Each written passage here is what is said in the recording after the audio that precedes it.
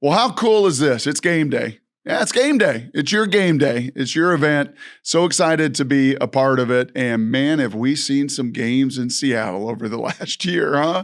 The run the Mariners put us on, the run the Seahawks took us on, the journeys, just incredible. And I'm excited for you all. It is game day with the Shannon O'Kelley from IRG Physical and Hand Therapy. Yes, you may hear us on the radio, but now you get to see us in person. And it may make sense of why we're a little more radio at this age and stage and beauty and everything else.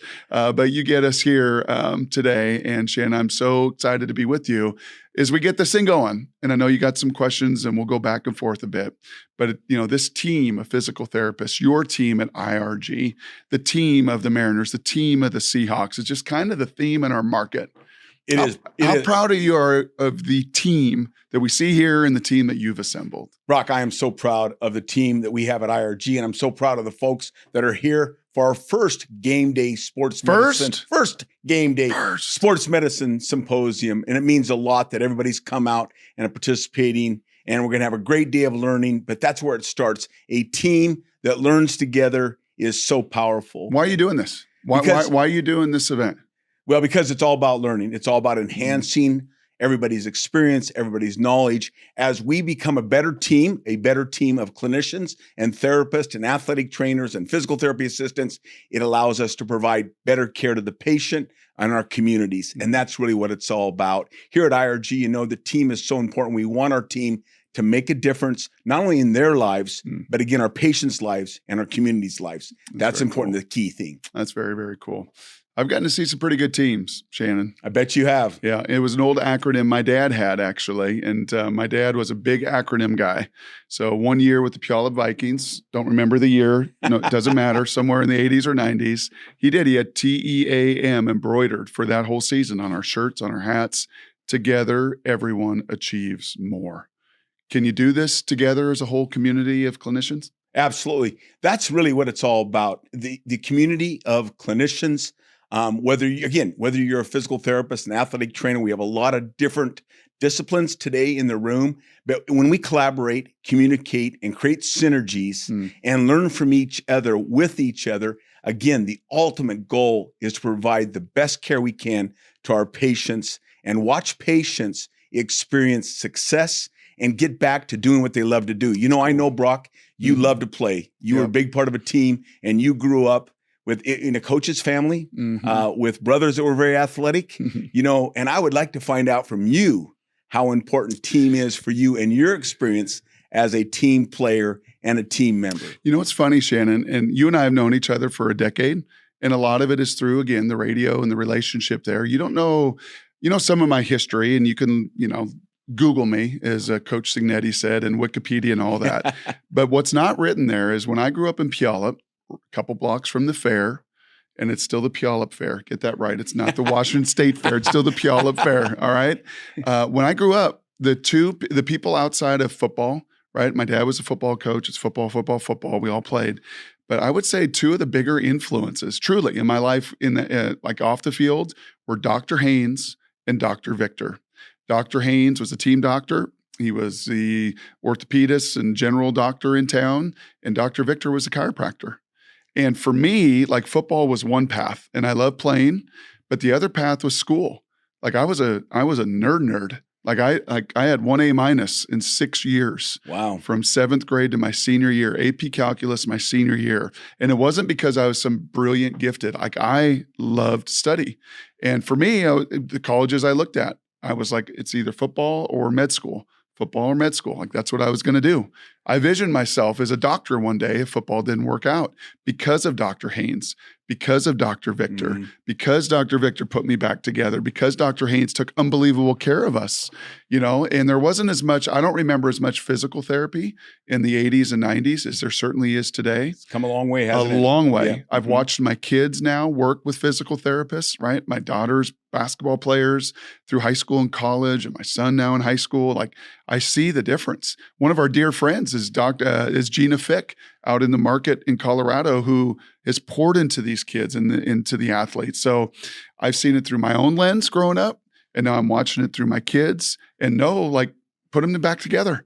And keeping them together and getting them healthy is just a huge, huge part of the process. Yeah, that's great. And that's what it's all about right there, is connecting with our athletes. Yep. It's not just the athletes. A lot of times it's the athletes, it's the coaches, it's the trainers that are at the schools that the athlete Yep. plays at. Yep. And and again, it's the parents. But more importantly, Brock, as an athlete yourself, Yep. I know that if you were ever injured, and had to sit out and watch your team go on maybe without you, Yep. I mean, you feel left out, right? Yes. And so as a therapist and athletic trainer, and these folks in the audience today, we're just not only dealing with someone who has physical dysfunction, pain, can't participate in the sports, but also you're dealing with the mental side of that athlete that wants to play. Yeah. Tell us about that experience. That's what I want to know from you. Yeah. Just the mental side of when you can't participate with that team you're mentioning. Yes. I would say a couple things jump out, Shannon. And it's funny because it goes both ways.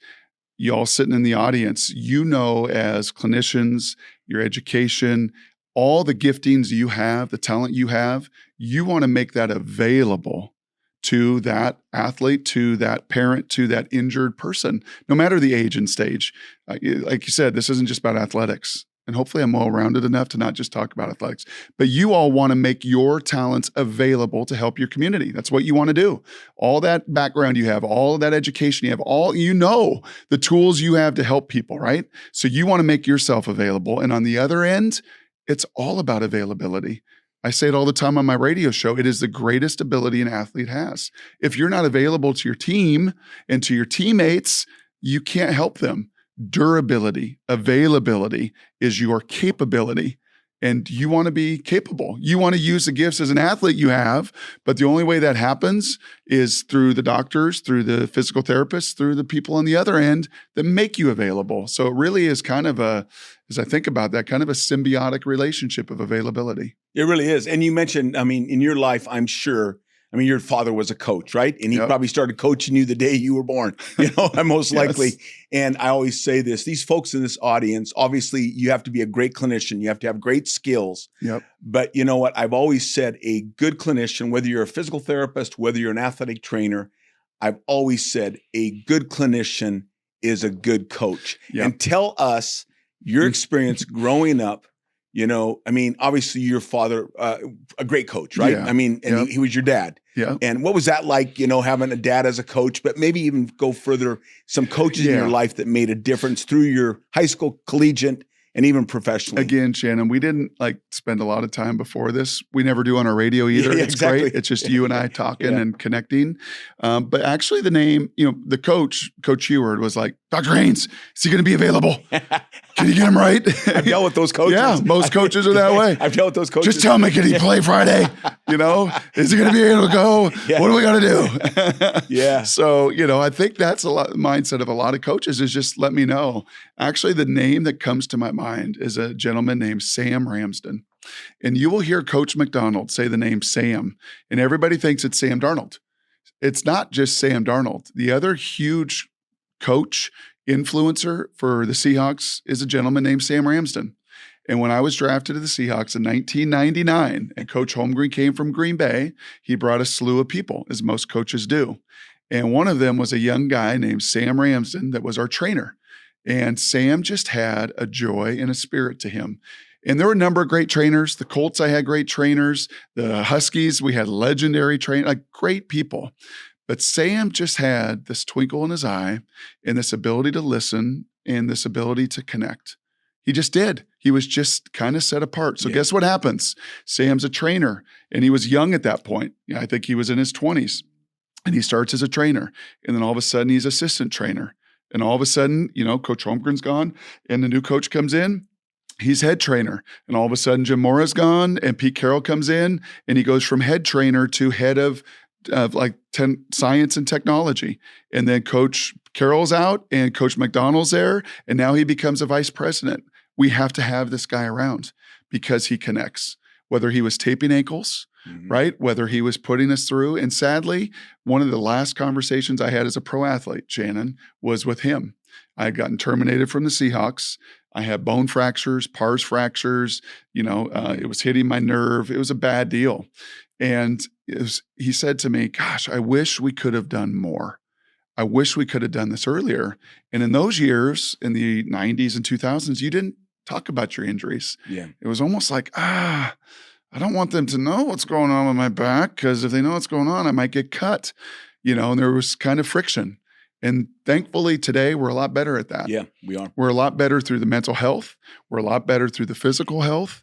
But the best of them, the best of you out there from the seat I sit in is no different than the coach and player, and that is connect. Find a way to really genuinely connect. And usually, you know who the best connectors are, Shannon? They're the best listeners. In my life experience in media and coaching and in playing, like the best connectors are not actually the one that use this the most. They're the ones that use these the most. God gave you 2 ears and 1 mouth for a reason. I've heard that before. 2 ears and 1 mouth. And the best of you all out there, just as my encouragement, this isn't science. This isn't cutting edge stuff. This isn't all the great things you're going to learn at GameDay and through this symposium. I can just tell you the best of them on the other side, coaches, doctors, trainers, physical therapists, were usually the best listeners. That's really important. Listening is a key. It's a strength. It's a strength. But not just listening, Brock. It's just not listening, but from your perspective as an athlete, when you're injured or you had concerns or questions, there was doubts, right? I mean, there was doubts. And as an injured athlete, that injury sometimes can affect one's confidence. There's no doubt. There's no doubt. Yep. And so when you say listening and connecting and things like that, but what about that trainer that was empathetic? Because I think that's huge for clinicians. Absolutely. At least personally speaking, for our folks here at IRG, physical and hand therapy, empathy is key. There's 2 elements of that I would look at from my life experience. Again, this is just coming as a player, as a coach, as a media person, watching all these folks that do this and some at incredible levels. Yes, empathy. And through that empathy is I genuinely want the best for you. And we have been blessed in this market. In this market, we've had Pete Carroll, we've had Mike McDonald, we now have Dan Wilson. These men in their roles as coaches genuinely want the best for their players and not make it about them. Right. And I guarantee you, Shannon, as you look at your team and the folks sitting here and you were to say, golly, who are the best at their job? They are the best because they have talent. Mm-hmm. They have competency, right? They have a skill set that the player or the injured person on the other side's like, gosh, they know their stuff. Yeah. They are really good. They are really skilled. That's why we're here today. That's it. Yeah. That's it. Yeah. And you're really knowledgeable. And man, are you helping me? And as a player, like, Coach, you called a great play. You put me in the best position for success. But it's also those that have that skill and then they can really listen and care and care. You genuinely care, not about your success. This isn't like, oh, look at me. I'm the number one at IRG, or I'm the number one in my office, or I'm the number one biller, or I'm the number one. It's about, man, my clients and my patients know that I genuinely care about them, genuinely have empathy, genuinely want them to do well, even much more than for me. Not so some feather in my cap or pelt on my wall or look at me. Those things don't work. They don't work. They don't work in business. They don't work in health. They don't work in sport. So make it about others, and that tends to be a pretty good key to success. Brock, that is so true. Sometimes I talk about what I call alphabet soup. And I mean, no disrespect for anybody out there clinically that does a lot of education, because that's why we're here today, to learn and educate. But, you can have a lot of initials behind your name at times, a lot of initials on your business card, but it really starts in that core value and that core principle you talked about. Empathy, listening, and having the ability to connect. That is so important. I'll leave you with this. And again, this one works a lot. I'm not listening real well, but this one, once it gets going, I've got the same thing. I got that thing going. Yeah. Jeez. Huard, stop talking. It's okay to talk. But I'll say this as just kind of a final encouragement to all y'all through this symposium and everything you're going to learn. The great Tony Dungy, who I was with for 2 years, right? With the Colts. Really talented people. I like him. So humble, so much about others. And he would say this all the time. And it was something he got from his dad. through some of the challenges of the racial battles he faced. Tony was a black quarterback in the 70s, and it was like, yeah, you can't be a quarterback. Even he went to the NFL and had to switch positions at that time. But his dad always said to him, and Tony would share it with all of us, what are you going to do to make the situation better? What are you going to do as a clinician? What are you going to do as a therapist? What are you going to do in your office? What are you going to do to learn? What are you going to do to make the situation better? So as you sit through this symposium, this amazing symposium with a lot of talented people, just kind of have that thought. That would be my encouragement. What am I going to do to listen and learn in this environment to make me better? To make me better at my job so I can ultimately make everyone I touch and everyone I help that much better. That's my encouragement to y'all.